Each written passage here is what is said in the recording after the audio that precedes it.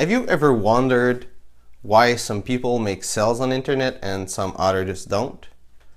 Well, one of the reasons might be because when you ask people to buy your things, they might not be interested just because the way you're asking them.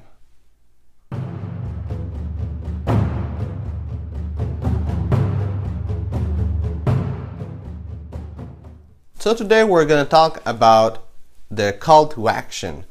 A call to action, simply said, is the buy now button that will be somewhere. And that button can say something else than buy now, or it also can be like in one of your email, or when you're talking, you ask people to do an action, and that action will be the call to action. For example, the title that I put for that video, well, it's a call to action, and the goal of that call to action is for people to take the action that you want them to take, either be like buying from you or giving them your email or whatever what you're looking for, but the call to action is for them to do this. And today we're going to talk specifically about the call to action button that will be used for either making a sale or for people to give them their email. The first thing that can be really useful in a call to action, it's an action word, or a verb, an action verb. And well, it's a call to action, so if there's no action in your call to action, well, the people won't do anything. You know, I gave the example of the buy now button. Well, buy now, it's a call to action. Buy, it's an action. And it can be buy, it can be read, anything that is literally an action, and that is the action you want them to take, or an action related to the result you're gonna give them. Well, it's a good action to put in your call to action. Another thing that is really powerful is to make it personal to the person that is reading the call to action. And the way to do this, it's, well, if you are trying to solve a problem for someone, well, having the action that you're giving being part of the problem, showing that it will solve the problem, it will really talk to the person. And if you don't really know how you can make it personal with writing anything, you can try to just say you. You can also say yours, for example, get your copy of the ebook right now, and you're talking to the person. Or for you, it can be a better version of you. Another thing that is really good for your call to action is to communicate value. And the way to do this, and for example, if you solve a problem for someone in your business, which is really an easy way to give value to the people and to make a sale, because the people that have that problem will see, hey, that person have a solution, and they will want to buy from you. So if you talk about that problem or that solution that you have in your call to action, it will help a lot to make your sale. Also, another way to show value is, especially when you're looking for someone's email, writing the word free. Free is really an extremely powerful word in marketing, because everyone wants to sell you something, and when you're giving something for free, it makes it a lot easier for the person to get what you're offering them. And something really important with saying that it's free is it need to be free for real.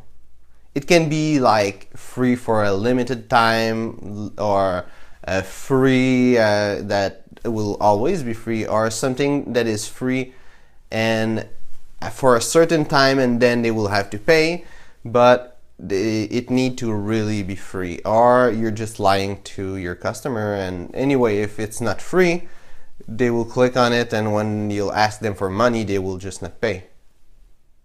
Another powerful word is try, because people don't want like drastic change in their life. They don't want to don't necessarily want to buy everything that is offered to them.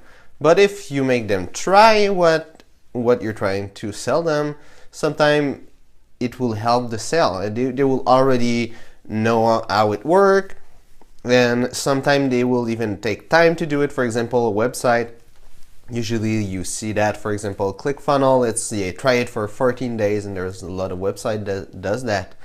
And the thing is that when you've been 14 days using their software and taking times to build whatever you're building on that software, well, you kind of have the choice of leaving everything and building something new, or keeping using that software. So it is good for them because they will try it, and also it is good for you because it will be easier for them to buy from you, because they will already have the feeling of like being connected to your product and to your offer. Another thing with your call to action is it need to show urgency, because well, people that are just looking on the internet for stuff, they don't necessarily want to buy what you're offering them, or if they do, maybe they don't want to buy it right now. And if you make a sense of urgency, maybe a little sense of scarcity in what you're offering, well, it will be easier for people to buy from you more faster and more at all, because sometimes people will say, oh, maybe later, and they will just forget about it, and they will not go back to your website and buy from you, and maybe they will even find someone else that sell pretty much the same thing, even maybe sometimes something worse than what you're offering, but they did the right call to action and they will buy from them. A powerful word in a call to action for urgency is the word now, because it's really like straightforward. It's like, do this now and not later. So people, just with that, they will feel like that they need to do it now, especially if you use other powerful words like try this now, and it will be a lot easier for them to take action just having that word. Also, you have to think that you're not just putting a button that say buy now. It's not like an image and then the button buy now.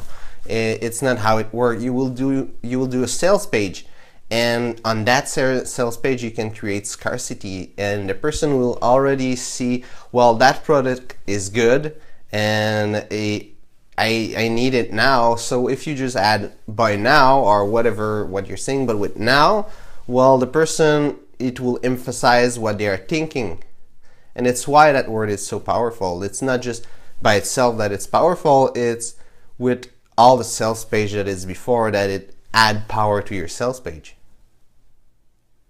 So in the end, all your sales page is what will make the person buy, but your call to action is the final touch. It is the last thing that the people that will go to your page will read, and at the end it is what they will read and will make them click. It's where they will click. So you really need to think about what will make people click on that button and either give me their email or buy from me.